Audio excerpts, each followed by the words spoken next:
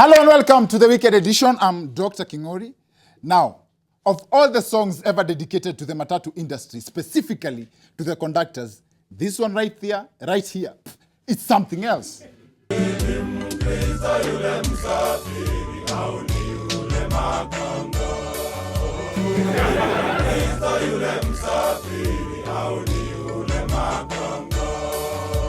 That's the Naivasha Prison SDA choir. And the point here is, you know you have a bad reputation when someone in prison uses you as a bad example. In short, according to that song, the opposite of a good Christian ni makanga. And most of the things touts do can easily deny them a chance to get to heaven. And as it turns out, sometimes it's not their fault. It's the system and the nature of the industry. Listen in to one of the ways you can get a touting job in Nairobi. Nilikuwa hapo Gilos. Ilikuwa stage ilikuwa inabeba. Sasa makanga alikuwa hapo, ili hapa na kashikwa na makanjo. Ile kubeba harakati kanjo akapita naye. So unajua gari haikuwa na makanga. Sasa ndio mimi nikaruka tu. So that's how the county government creates jobs. You arrest someone to give someone else a chance.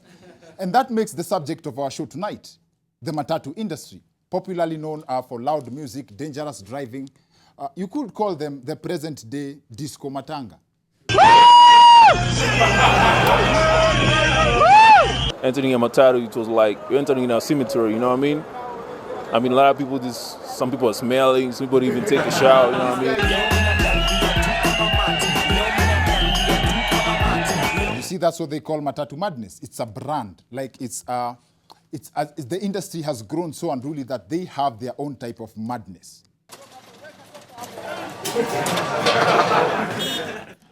I don't even think this is madness. You see, matatu drivers just have a phobia for stopping. That's why you want to petition to stage, by the way. This guy is not running. This is inertia.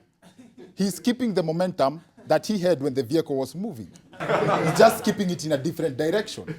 And one thing with matatu drivers is that they are always in a hurry. And that's what happened here. The roadblock slowed down the vehicle he was in, na alikuwa na haraka, alikuwa nakimbiza masaa. That's why he wasn't escaping. He wasn't escaping from the police. If anything, they have better ways to evade arrest. His counterpart, who was also high on alcohol, did not know what to do when the police pounced on him.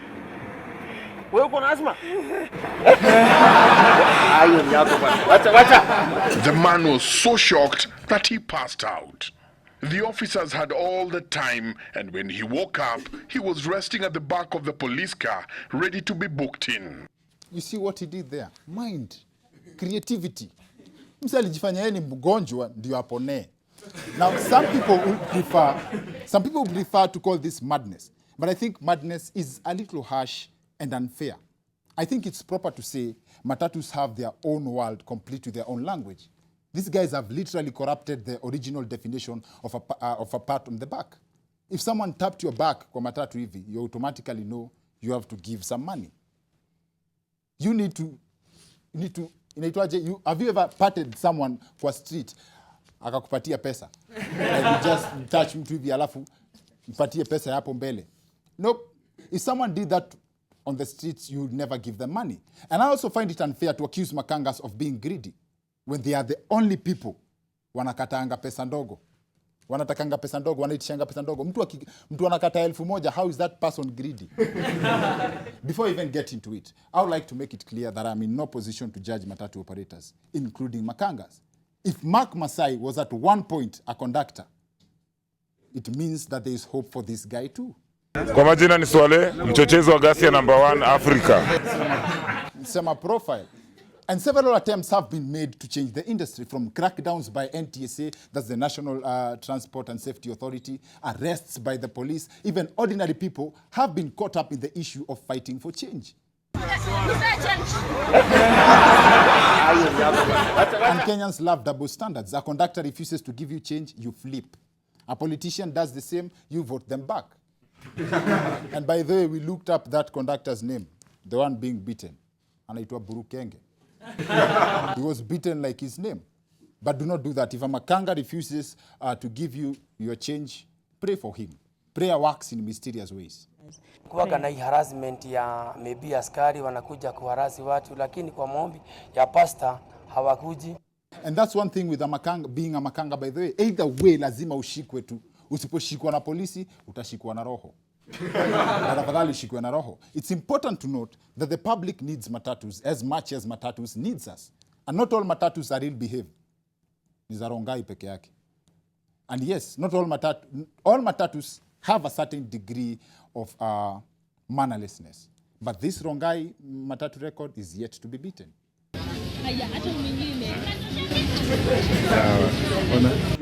And I feel that most initiatives being put in place to bring sanity in the matatu industry keep failing because we are all reading from different scripts. And I'll give you examples. As an ordinary person, when you hear speed governor, what comes into your mind is a device that limits speed.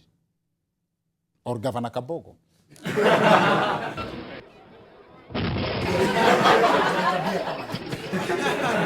There's no stopping. Someone once said that that's how he'll run for office in the next election. Now you know. According to Amakanga, this is the definition of a speed governor. Speed governor Nairobi peke yake jamu ni speed governor.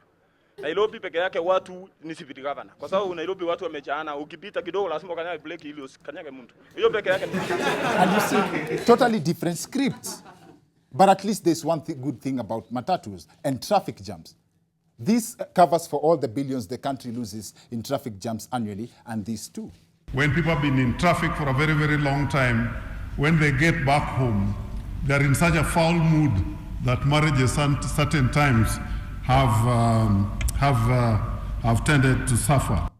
Now that's word of advice from the governor. Using Jogoo Road increases your chances of being single. Now, but that's besides the point. In the listed features of Makanga, arrogance is like a default feature, which again becomes, comes with the nature of the job. Because the whole system is too aggressive to the conductors, and we get the majority of them, they are frustrated. So they bring their frustration to the passengers. So passengers have very negative attitude towards the conductor. But really, guys, hata kama ni frustration. If a customer tells you, kuna joto, kama Makanga ukimwambia shuki apande fridge, surely.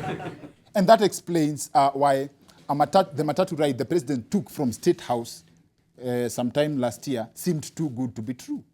During the ride, bus conductor Absalom Omuhatia charged the president, who also paid fare for Safaricom CEO Bob Collymore, private secretary Jomo Geshaga, and transport CS Michael Kamau. Now, this was during the launch of the cashless matatu system. And true to that, it was really cashless because Bob Collymore hakuwa na fare. Yes. And that's why I say it was too good to be true. In a typical matatu, if Bob Collymore did not have fare, the Makanga would have refused the president to pay for his fare. Alafu wampitishe mpaka Kangemi, ndio arudi mguu ili akuwe funzo kwa watu wengine. Now, matatu people think different. And that's why the misunderstanding comes. That's where the misunderstanding comes. We know all the complaints we've had about the matatus, the millions of the complaints we've had. But on the flip side, matatu guys only have one. Shida yetu tu ni polisi. Hakuna mtu mwingine anakuanga anazuia hizi magari hizi ama wafanyikazi wa matatu wapate pesa. Polisi peke yake. So it's for sure ukiambia derewa mat ni aje hii njia iko na polisi na hii iko na nyoka anytime. And that's not the best part. Here's an idea from a matatu driver on how to solve the police problem. Kufunguliwa ofisi each and every route. Conductor ama driver asubuhi anaenda analipa. Anapatiwa risiti. Iwe legalized. Akisimamishwa ni polisi anatoa risiti, alihongana. You in mind. Mwambia matatu people think different. Now, the greatest initiative to tame the matatu industry was the introduction of the Michuki rules, which focused on the safety of passengers and the discipline of matatu operators. Whatever happened to those infamous rules? No one follows them. Like I say, we always wait for something bad to happen. Then the NTSA orders crackdowns on vehicles without speed governors. It's only seatbelts, by the way, that people use before something bad happens, like before you get pickpocketed. Our hidden camera captures them in action in what we're told is the most common technique, the seatbelt technique. Unasikia, hey, polisi mbele, makarao, fungeni mshipi. Sasa ile ukitafuta mshipi, yeye anakutafutia mshipi sasa. Saa hiyo kitu yako inachukuliwa. We can talk about matatus all day, but imagine the core problem of the matatu madness is just one thing: target. That is the amount of money required from a matatu crew by their employer after all the expenses, all these expenses. On any day, one has to part with 1,300 shillings to the cartels at the very least, 200 shillings to the illegal gangs, 200 to traffic police officers, 200 to county askaris, 200 to route cartels, and about 100 to the courts, 100 shillings to stage manumbers to the squad crew, plus about 200 shillings that the crew keep for themselves. That multiplied with the 120,000 matatus in total, and the rings take back as much as 156 million shillings every day. And that's not inclusive of the disclosed amount of money for passengers' breakfast. Allowed 6:30 to 7. Kila abiria kulanga kazi moja moja. So basically, adazi kwa abilia, chai kwa polisi. We'll take a short commercial break. We'll be right back with our tonight's guest to help us break down this subject.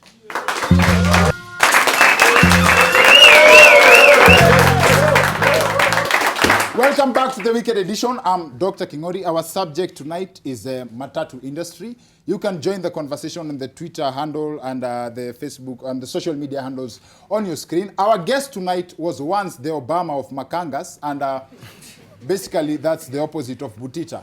Daniel Weke. Wapi makofi ya Weke? Thank you. Welcome.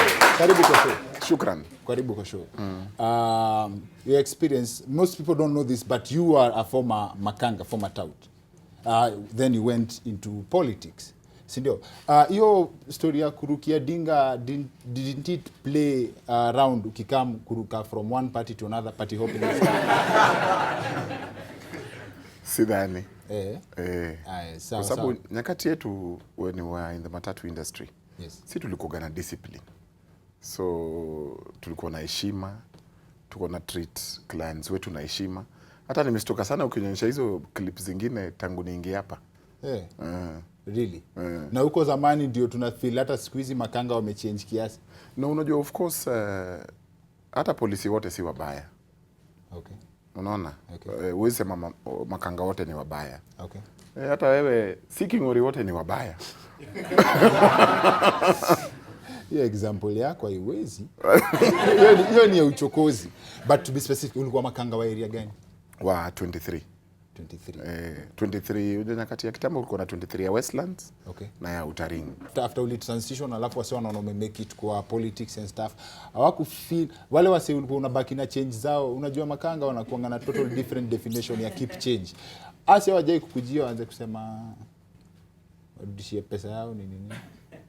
Nyakati ya kitambo ilikuwa ni tip. Hatukuwa tunabaki na change. Ni Kenya akupatie tip.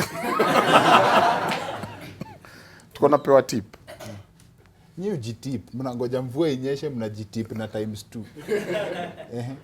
Aya, sawa. What's your take on the present matatu industry side? I think Kingori things zimechange. Okay. Unaona ukiangalia mambo hizi SACCOs zilikuja.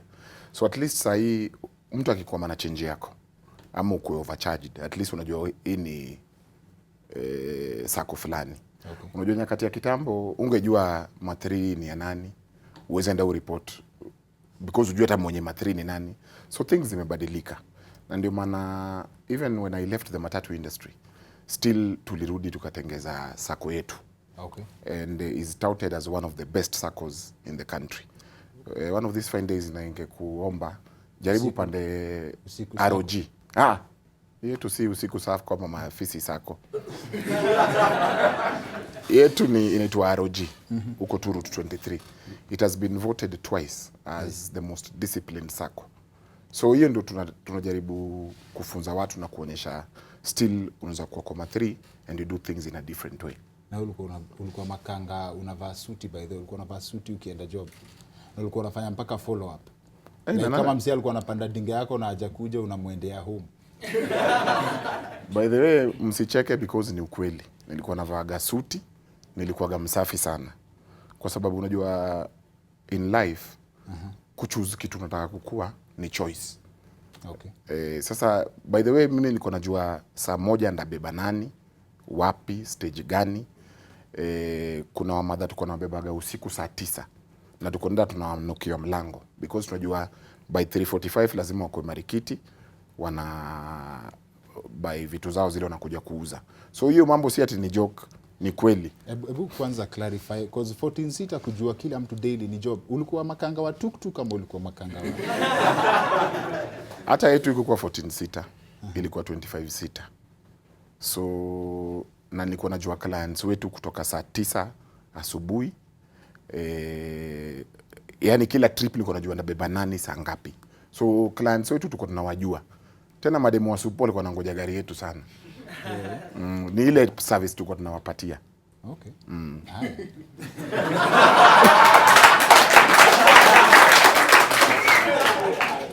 So in short chenye umesema ni in other words ilikuwa tu mafisi sako.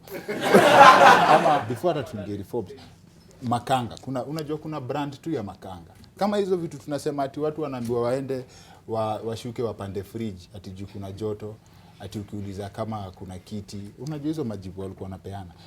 Kuna ni kitu msee ulan kwa job ama ni attitude msee ugrow nayo. Nimekwambia King'ori, unajua sio kila mtu mbaya. Na si kila mtu atakwambia ati ende utafute fridge. So sisi tulikuwa different crop of watu wako kama 3. Na ndio maana tuna showcase how to do things in a different way. Yeah, but you do realize kukuwa makanga unafaa kuwa na talent ya kama dharau fulani. hata kama hauishow, hata kama uishow. Kutu na madharau fulani ya job ya kuoperate. Sasa unaona hiyo ndio attitude hatutaki. Hata sasa ukiwa makanga lazima ukuwe na, hatuwezi generalize hizi vitu. Okay. Na ku transition from that to politics. Mimi nimetoka kwa tabu sana. Okay. So I would want to do things in a different way. So hata nikirun for office, iko kwa ati ni mimi ndio nikuwe MP. Ilikuwa ni nikifika ni articulate issues za watu wa huko mtaani. Tabu gani mtu anatoka na hii kala? Unajua tabu ni butita. Unajua ukiangalia tabu gani? Hebu maybe kuna mse understand kama mimi hapa nje hao nini au uko unatokea kwa jua nini. Unajua tuko na again sisi wa Kenya tuko na perception fulani that ukipata mlami ati yako na chapa. Ukipata mtu mbrown ati yako na chapa. Mimi King'ori tabu nimeona hata zidani wewe mwana nusu. Unajuaje? So kwanza wewe ni mlami mwitu. Unajua kwetu sisi mimi natoka pande ya Suba. Okay. Wasuba sisi ni wa brown hivi. Unaweza rudi kwa job yako former ya makanga? Si unaweza vaa suti tu bado wewe. Unajua God akisha kubless. Kitu mimi nafanya ni ku give back to the society. Okay. So na kama sasa tulianza sako nimeandika watu wengi sana.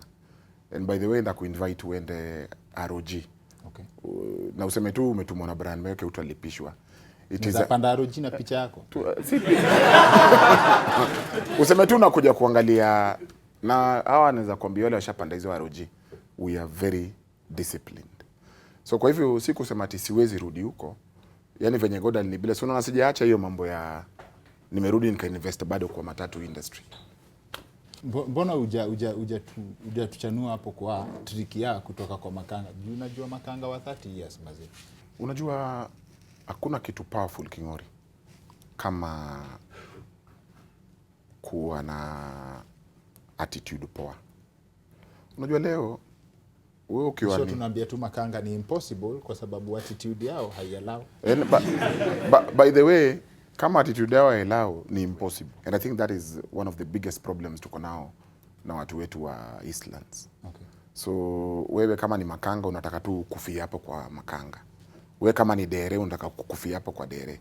You have to make people what think in a different direction. Kuna story nyingine about kuna chale alikuwa anafunga elephant na uzi kwa miti.